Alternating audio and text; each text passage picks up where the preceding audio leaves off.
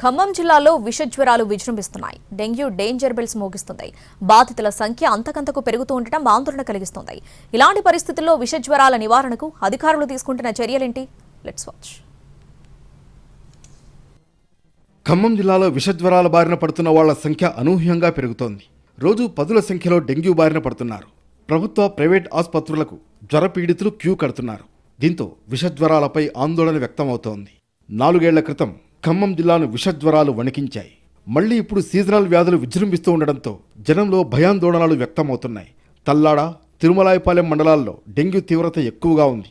ఈ క్రమంలోనే ఆయుష్ శాఖలో యోగా శిక్షకురాలిగా పనిచేస్తున్న 32 ఏళ్ల కందుల శ్రీదేవి ఆసుపత్రిలో చికిత్స పొందుతూ చనిపోయారు.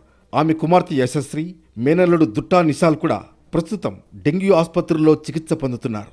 డెంగ్యూ జ్వరంతో చనిపోయిన దుట్టా శ్రీదేవి, వైఫ్ ఆఫ్ కందుల నరసింహారావు గారు, ఆవిడ మా చెల్లెలు. ఆ తర్వాత ఆవిడకి డెంగ్యూ జ్వరం నిర్ధారణ అయిపోయి ఆ జ్వరం తీవ్రతలో ఉన్నప్పుడే తన కూతురికి కందుల యశశ్రీకి, అలాగే తన మేనకోడలు అంటే నా కొడుకుకి దుట్టా నిషాల్ కూడా డెంగ్యూ జ్వరంతో హాస్పిటల్లో అడ్మిట్ అవ్వడం జరిగింది. ఆ తర్వాత ఆవిడకి డెంగ్యూ జ్వరం నిర్ధారణ అయిపోయి ఆ జ్వరం తీవ్రతలో ఉన్నప్పుడే తన కూతురికి కందుల యశశ్రీకి, అలాగే తన మేనకోడలు అంటే నా కొడుకుకి దుట్టా నిషాల్ కూడా డెంగ్యూ జ్వరంతో హాస్పిటల్లో అడ్మిట్ అవ్వడం జరిగింది. విషజ్వరాలతో పాటు డెంగ్యూ విజృంభిస్తూ ఉండడంతో అధికారులు అప్రమత్తమయ్యారు. జ్వర పీడితుల రక్త నమూనాలను సేకరించి డెంగ్యూ నిర్ధారణ పరీక్షలు నిర్వహిస్తున్నారు. దీంతో 23 మందికి డెంగ్యూ సోకినట్లు తేలింది. ఇక డెంగ్యూ బాధితులకు మెరుగైన వైద్యం అందిస్తున్నారు అధికారులు.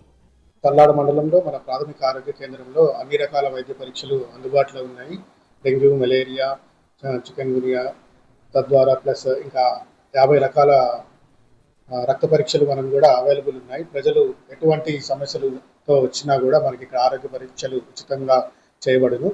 ఆధార్ కార్డు తీసుకొని తప్పనిసరిగా అందరూ రావాలని కోరుకుంటున్నాము. మనకి తల్లాడ మండలంలో మా పిహెచ్సికి వచ్చేసి ప్రతిరోజు 80 నుంచి 100 ఓపీ ఉంటుంది.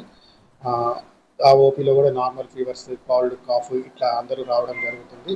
4 ఏళ్ల క్రితం ఖమ్మం జిల్లాలో డెంగ్యూ విజృంభించింది. అప్పట్లో బోనకల్, చింతకాని మండలంలోని నాగులవంచ, నేరడ, కల్లూరులో ఎక్కువ కేసులు నమోదయ్యాయి. ప్రాణ నష్టం కూడా సంభవించింది. దోమల కారణంగా డెంగ్యూ వ్యాప్తి చెందుతుంది కనుక వాటి నివారణకు చర్యలు చేపట్టారు అధికారులు.